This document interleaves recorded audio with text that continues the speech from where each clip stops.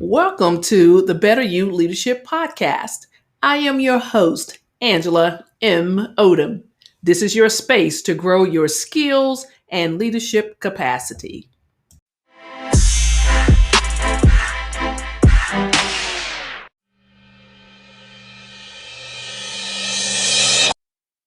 My name is Angela Odom. I am the very proud founder of the Better You Project brand and life and leadership coach. I'm also a very proud Army veteran. So, welcome to this episode of Better You Leadership. The topic today, overcommitted. It's a question. It's not a good look for women leaders being overcommitted.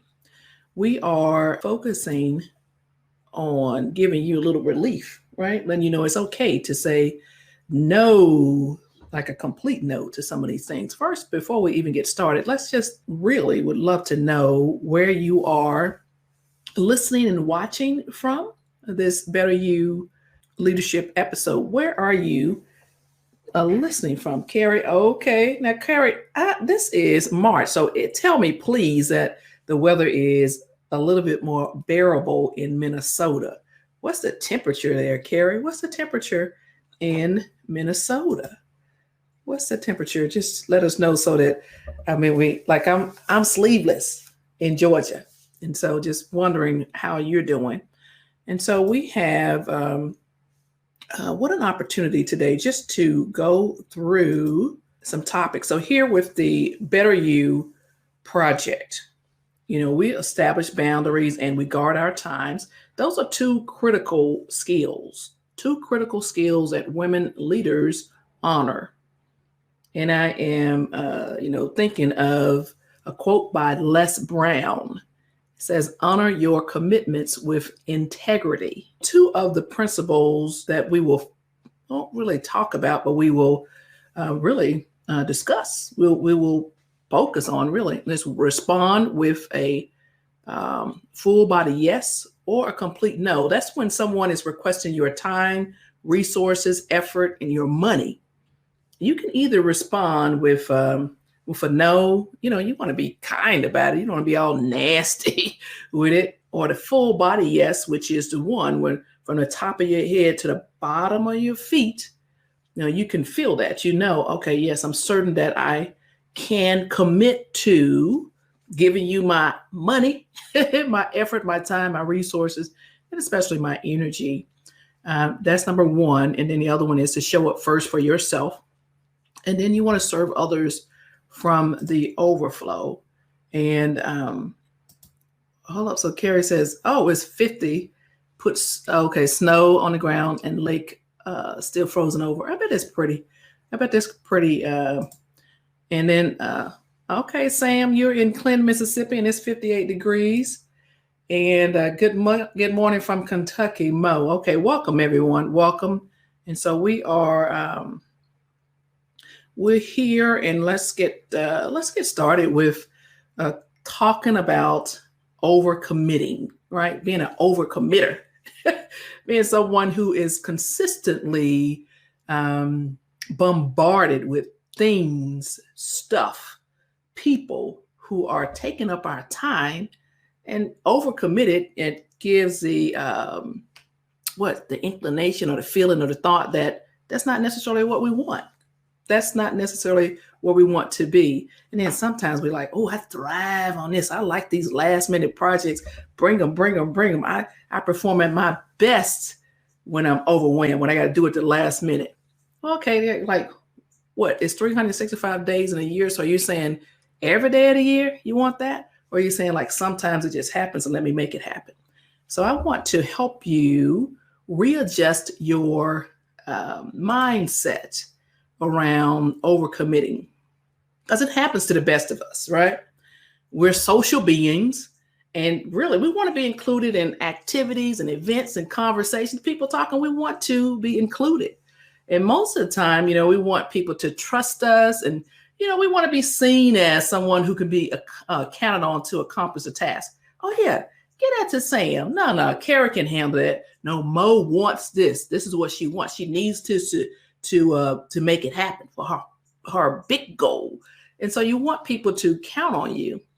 And I would say, the majority of us are not intentionally seeking to let somebody down. We don't want to disappoint people, especially our work colleagues, our direct supports, our customers, or our bosses. We're really invested in the overall culture of, the company, organization, our family, the overall outcome. We're invested in that. Sometimes, though, we need to just take a step back, because taking on too much responsibility when your time, your energy, and your resources are already low or they're limited, right? It's not a good look for women leaders. It's just not a good look. So when you commit to a project, an activity or event, when you do that, you say yes when you're really thinking, oh my God, no, did I just do that? Or not now, or not again. That's not really helpful. It's not really beneficial to you, the organization you represent, or your family, right? It's not beneficial to you. So we want to, sometimes please people. Some of us are perpetual people pleasers. We want to make sure that, we're seen as a person that makes it happen. Or, even we might think that this is part of a visibility strategy or a way to get promoted, or a way to gain some more friends or gain some influence. And if this is working for you, then go for it. Here's my high five, bam, right? So what we're doing today is talking about self-awareness. And first, I just, want to pause and ask, do we have any overcommitters over here, right? Is it just me? It could possibly be me. Oh, Melba, I see you are Melba Mosley is coming in from Raymond, Mississippi in the 60s. Oh my God, it's 66 degrees. Woo! That feels good all the way from Georgia. I can feel that. And so we want to step back and become self-aware as far as committing to things, right? So if you've not considered how much time, the commitment you are about to make or you have made, how much time will it realistically take? Because that's one of the things I've learned over the last 5 years, really, after being in the Army for 27 years and having a team, being a part of a team, having resources. I retired, and I did not really understand how much time it takes to complete a thing, right? A task. We only have 24 hours in a day. And so, saying yes on somebody else's behalf, or your team's behalf, is, you have to take things in consideration. So what I do now is that when I commit to something, I really think about advocating or allotting three times the amount of time I think it would take. Because one thing is, I want to make sure that, I actually provide what I'm saying I will, or whatever they're asking for. Sometimes it's the drive to and from the place, the traffic. Sometimes it's just figuring out what to do next to make it a quality product, right? And so just take into consideration the amount of time it takes to, to travel and to do whatever this is you are committing to doing. Does that make sense to you? Let me know, please.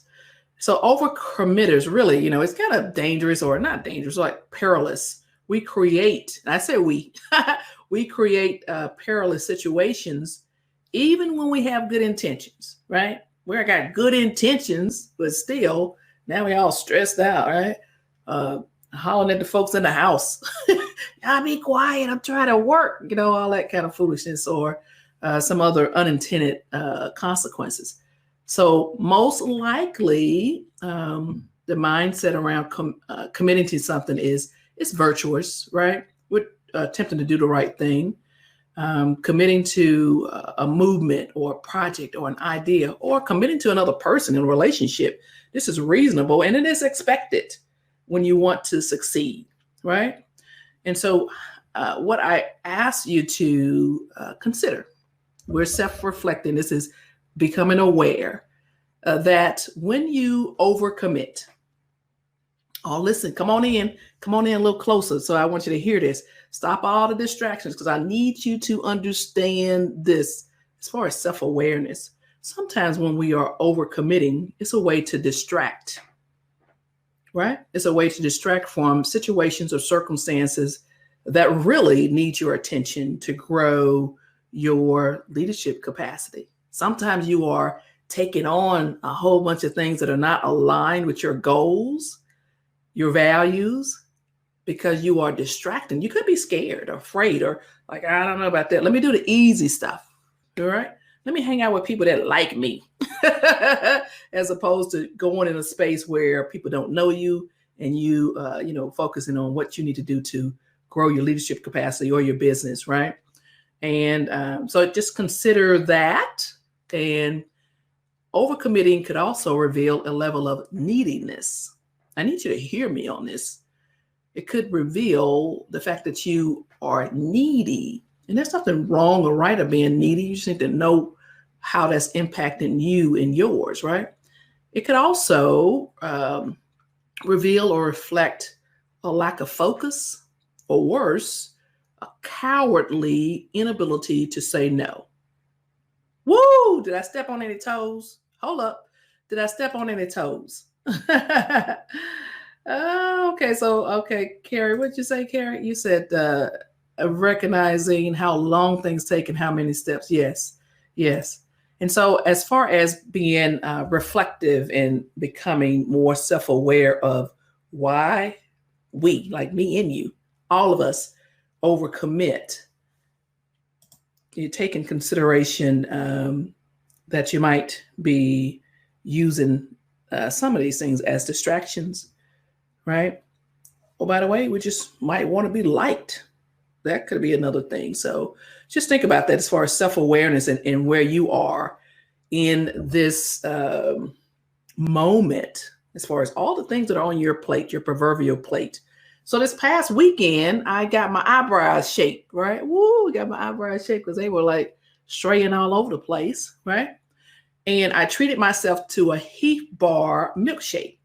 Heath Bar, the candy Heath Bar. I love Heath Bar. I love the candy. So while I was enjoying my milkshake, I glanced in the mirror like, ooh, girl, you cute. And then I realized I wanted more time to do this kind of stuff, right? Just to just to be. I just want to do stuff, whatever. Nothing that was structured. I wanted more of that. Is there any thing that you want to do more of, right? That you're like, oh yeah, I like this. I'm not necessarily saying you like my Heath Bar candy or milkshake. I'm like, you know what I mean? Just to have the time on your calendar, on your schedule to do what you want to do. You might want to get more hugs, right? And so what are you doing about getting more hugs? You might want to get more hugs. You might just want to get yourself, more healthy, whatever it is, right? Whatever it is for you. So this is about self-awareness and understanding, where you are, and, feeling peaceful or burdened or not. Again, we go back to the Better You principles, 2 of them, responding to requests on your time, your resources, your effort, and your money with either a full body yes or a complete no. And then, of course, showing up for yourself first and serving others from the overflow. And let's be very clear. If you have some little teeny kids that's depending on you, or you've got to, go to a job or virtual work or whatever it is to make some money, then you got to do what you got to do, right? You got to do what you have to do. You might seek out some support for those types of things if it's overwhelming, right? Let's be very clear. And so we talked about, being overcommitted and then self-aware, just to take some time to reflect on what you're doing, how many things you have on your calendar, your plate, and the fact that you might be saying yes when you really mean, oh, no, no, thank you. So I want to just give you, right? I'm gifting you this sandwich method. sandwich method, like to give yourself space before you say yes. You want to give yourself space. Someone is asking you to commit to something, to do something, and they might want to diminish the amount of time it takes, the amount of resources it takes. They might just want to dump it on you, right? Some people are dumpster, right? They are dumpsters. Or they can, how you say, dumpies, dumpers. So you want to, if you want to go ahead and respond with just a complete no and a stop, no explanation, no excuses, no rationale, you can do that. And it might come off as, abrupt or rude, and you might not care. However, if you want to have a different option, which I'm going to give to you, which I use this option, right? It's an option where you're going to sandwich your no in between two positive statements, right? And then some people, sometimes I just say I just do no, and I'm done. However, most of the time I use this sandwich method, right? I don't lie. I'm not advocating you lie. Don't lie, right? Because that comes back to you and your character. But you want to simply start the conversation by acknowledging the request. You acknowledge it. Oh, you want $10 from me? You can then, you follow that with whatever is appropriate, whatever that request is, but you want to acknowledge it. And, it's whatever is relevant and appropriate. And then, then you follow that with, I'm not able to commit to X, Y, and Z, whatever that might be. Oh, right now, I'm not able to, I don't have $10 for you, or, oh no, I don't think I could do that. Or no, whatever that is. So then you want to close this sandwich with, well, I appreciate you coming to me thinking I had that, but no, I just don't have it like that. But you want to thank them for considering you. And then if things change, I'll let you know, right? It could be as simple as, hey, can you work on this project with me? Can you work on this project with me? Oh, wow. But you want me to work on a project with you? Oh, I'm not able to commit to that. I'm not able to do it right now. But I appreciate you, thinking about me or considering me. I'll let you know if things change though, right? The sandwich approach. So you might not at that moment have all the information to make it an informed decision, but then you've given yourself space. So then you go back and like, you know what, I really could do that. Or you go back and you paid all your bills, right? You done all the things you want to do for your family. You had that $10. Then if you want to, if you're willing to, then you can give that $10, but give yourself some space as opposed to just automatically saying yes or automatically saying no. That's an option. So you want to remember to start and end by saying something nice or positive, whatever it is, and you put that negative or neutral clause in the middle, like a sandwich, right? And just consider that. What do you think about that sandwich approach? Any of y'all use the sandwich approach? Is that something you use, or because I read it somewhere a long time ago and I decided to start using it.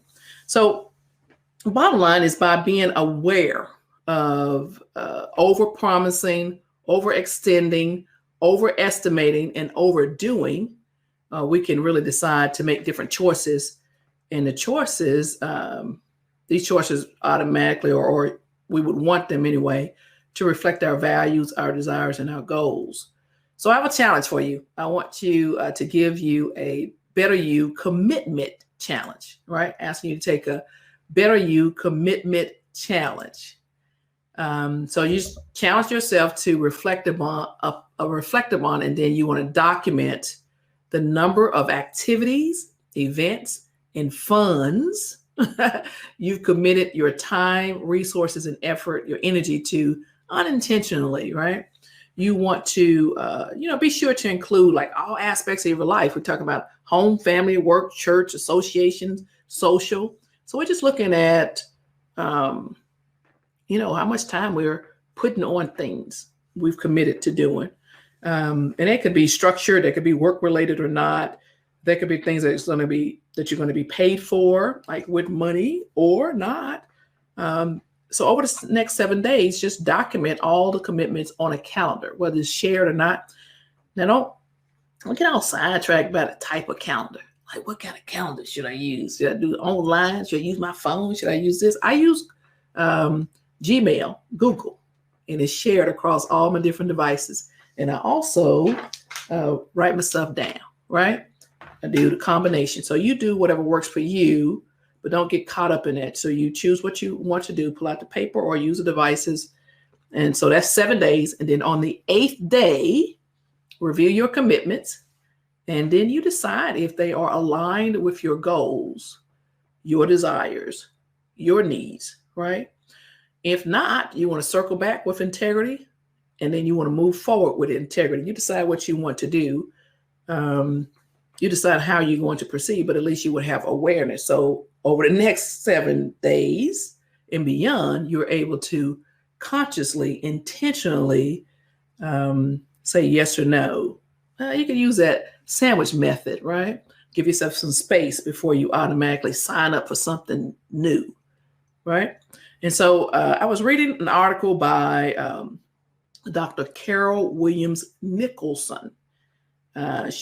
She wrote this, I think it was an American Psychological Association article, right? And so I'm going to read it to you because I thought it was really good. It says, before committing to something new, take some time to think about the implications so that if you do agree to take it on, you can perform to the best of your abilities and be absolutely certain you can follow through.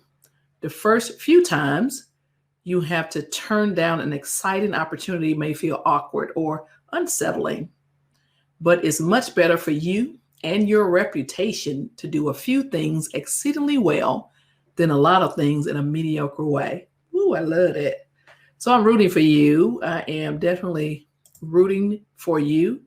And, as far as overcommitting, I want you to really decide whether it's working for you, because I would say to you that it is not a good look for women leaders, or for you either, Sam. So with that, as we close, I want to invite you to get 10 tips. I got 10 tips on, for productivity, right? Tips for busy women. You want to go to angelaodom.com/productivity. It's pretty simple, right? Pretty simple. And you will get 10 essential tips for busy women to be more productive and peaceful. And I think this will be helpful for you. So just go to angelaodom.com/productivity, and that will be helpful for you. Now, for one last thing, really quickly, I want to ask about you, right?